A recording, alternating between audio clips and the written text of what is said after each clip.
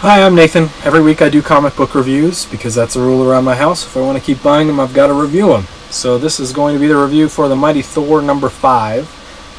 This is done by Matt Fraction and Olivier Coipel and Koi Pham, who are amazing artists. This is great writing, and there has been a lot of confusion over this title, whether or not it's actually in continuity or connects to everything else that's happening in Marvel at the same time.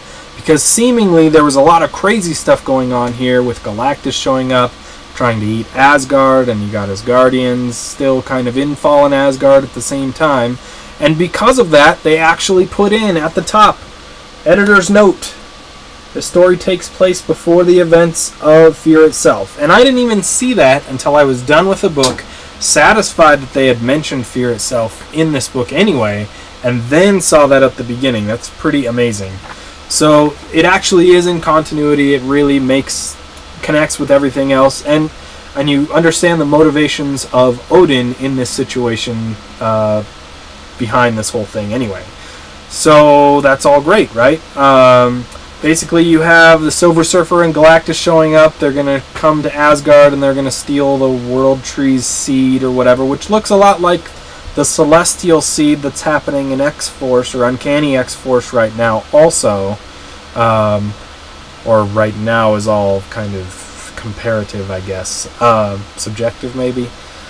But anyway, it's a life seed or whatever, and it could sustain Galactus for like 1,000,000 years or something like that. Or Odin believes that it can prevent them from having to face the prophecy that comes. And he specifically says in here, let me find it because it was really good. It's talking about the prophecy of the serpent. Thor says, "Father, I don't understand." And Odin quotes the prophecy, 9 paces fares the son of Odin, and slain by the serpent, fearless he sinks. Do you see? The future is not yet written. With the seed, we may yet escape. And then he goes to sleep. And the whole reason he falls asleep or whatever is totally incredibly awesome in here. That he actually grows to be the size that he goes up to fight Galactus in space, and then he gets really mad at Galactus and grows to be Galactus' size at the time and headbutts him in the face. Now that's awesome. That by itself is worth every penny that they charge. $3.99 at the front of this. That's even worth $4.99, I think, in this case. And I definitely want to collect the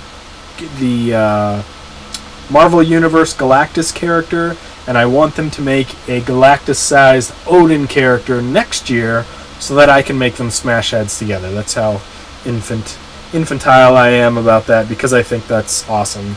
And I really like also the effects that happen afterwards too, right? You got Galactus's face piece kind of exploding, and Odin kind of falling asleep right away and going into the Odin sleep eventually.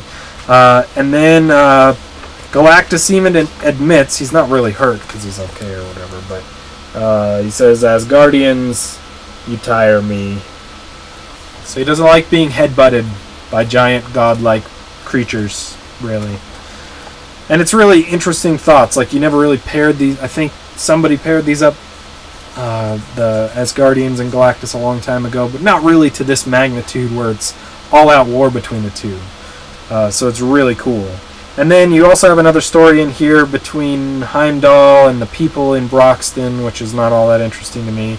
You have another story about Kid Loki up to mischief, collecting Sif's hair and stealing the world seed and going back to the base of the world tree or whatever.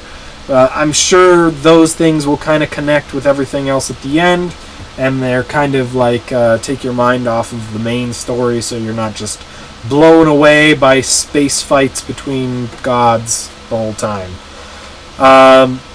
This book would probably be worth the money by itself on the artwork alone, but then it has some really amazing story elements that are getting weaved in there at the same time, and it really happened. It's not a side story. It's not a story featuring these characters that happened somewhere else and doesn't matter to elsewhere.